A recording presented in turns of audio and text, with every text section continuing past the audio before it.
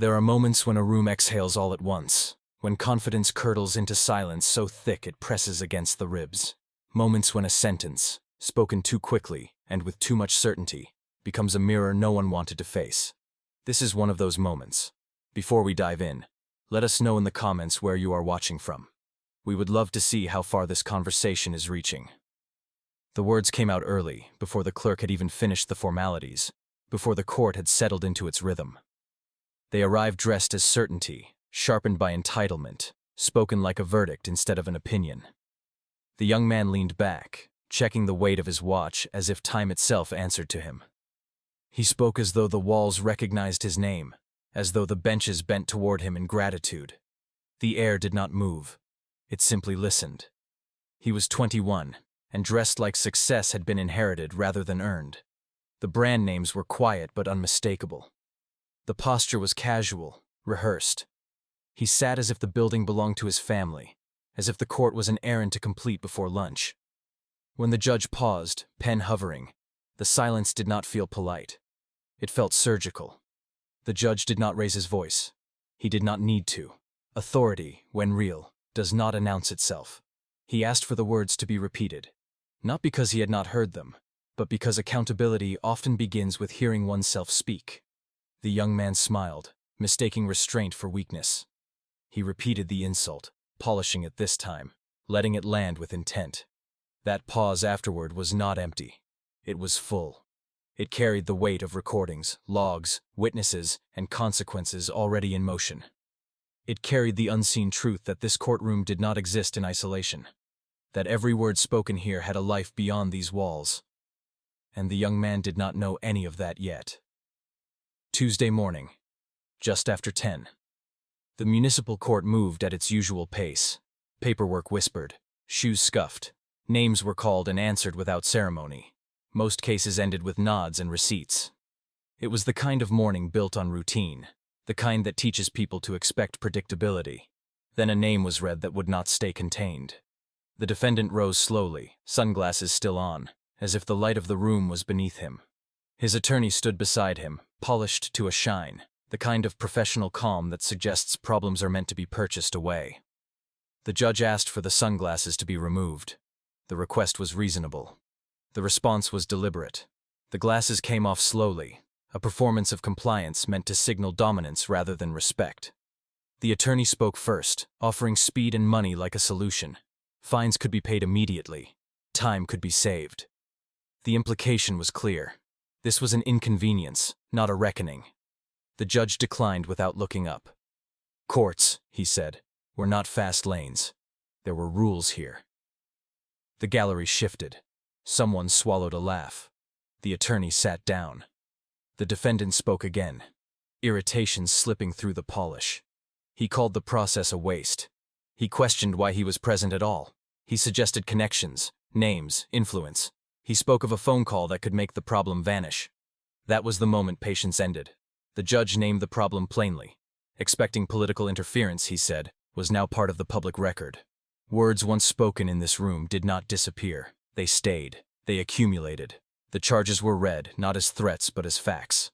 Reckless driving, leaving the scene, failure to provide information, disorderly conduct.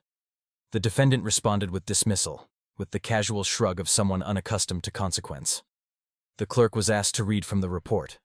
The date, the location. A parking lot where families loaded groceries and children waited in back seats. A luxury vehicle moving too fast. A smaller car backing out carefully. Impact. A jolt. The defendant exiting his vehicle, inspecting damage, speaking words that reduced responsibility to brand names. He left without exchanging information. The judge asked questions that did not allow escape. Did you provide insurance information? Did you stop as required by law? The answers drifted between indifference and justification. Hurries were cited. Assumptions were made. Another page turned. A security officer was called forward. The account was calm, measured. The defendant attempted to bypass protocol. He was reminded that rules applied to everyone. He responded with identity instead of compliance. He made contact. He insulted. The defendant denied it. The judge believed the officer. Evidence was requested. Not arguments, not interpretations. Evidence. The screen flickered to life, and the room watched what cameras remember without emotion. Speed, impact, inspection, dismissal, departure. A man left standing in a parking lot with his hands open, trying to understand how accountability had been optional for someone else. Silence returned, heavier this time. The defendant minimized. The attorney tried to reframe. The judge did not accept either. Another document emerged. A log. Phone calls. Not one, but several. All before the hearing. All from the same corporate legal office. Timestamps that told a story of anticipation, not reaction. A voicemail played. Professional. Polite. Requesting discretion. Referencing contributions. Suggesting alternatives to process. The judge asked a direct question. Had the defendant expected his father to intervene? The answer was honest, if nothing else. Yes. That was what fathers did, he said. The judge corrected him. That was what power did, when unchallenged. Not what fatherhood meant. The timeline was read aloud.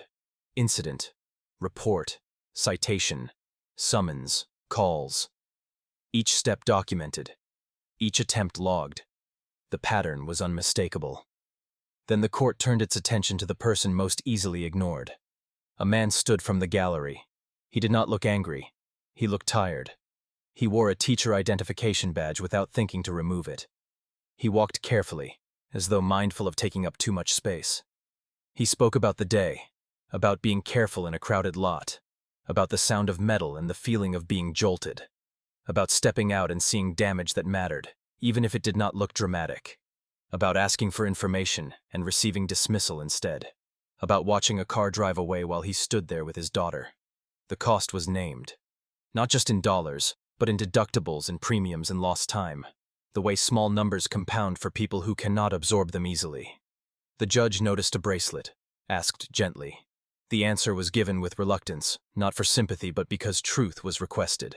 A child, 8 years old, cancer, treatments, appointments, a second job, a car that was not a luxury, but a lifeline. The courtroom did not move, not because it was instructed not to, but because everyone understood this was the part that mattered. The judge spoke to the defendant again, asked him to look, asked him to see the person he had reduced to an inconvenience. The defendant struggled. Eye contact, when stripped of hierarchy, can be disorienting. The judge named what had been said, the insults, the assumptions, the way privilege had been mistaken for worth. He named them not as crimes, but as failures of character. The sentence began with fines, because law requires structure. Numbers were assigned, consequences were outlined. Then the judge paused again. Accountability, he explained, was not only punitive, it was restorative when possible. Mercy was not erasure, it was work. A plan was read. Not symbolic gestures, but time and effort. Apology without intermediaries. Restitution beyond repair costs, acknowledging disruption. Community service where transportation mattered and illness reshaped lives. Public speaking, not as performance, but as confession. Writing, not for publication, but for reflection. Each requirement carried purpose. Each was designed to dismantle the idea that impact ends where intent stops. Policy changes followed. Transparency, logs, disclosure, victim contact. Systems built not on trust in power, but on safeguards against it. The judge set a date for return. Completion would matter. Failure would cost more. Then came the final lesson. Words spoken in contempt of the court were not free. They carried immediate consequence. Authority, when insulted in the moment, responded in the moment. Custody was ordered, not for vengeance, but for clarity. The sound of cuffs is not loud, but it is unmistakable. It echoes because it interrupts expectation. The defendant looked around for rescue that did not come. The attorney had nothing left to sell. As he was led away, the courtroom remained still. Not triumphant, thoughtful. Because this was never about a single person. It was about the space between power and responsibility. About what happens when someone believes the world bends and discovers instead that it stands. So here is the question that lingers after the doors close. How many times do we excuse behavior because of names, money, or proximity to influence? How often do we mistake access for merit? And how different would our systems look if impact mattered more than status? If this story made you pause, reflect, or question something you thought you understood, stay with us. Like the video, share it with someone who needs to hear it, and subscribe for more stories that challenge comfort and demand accountability.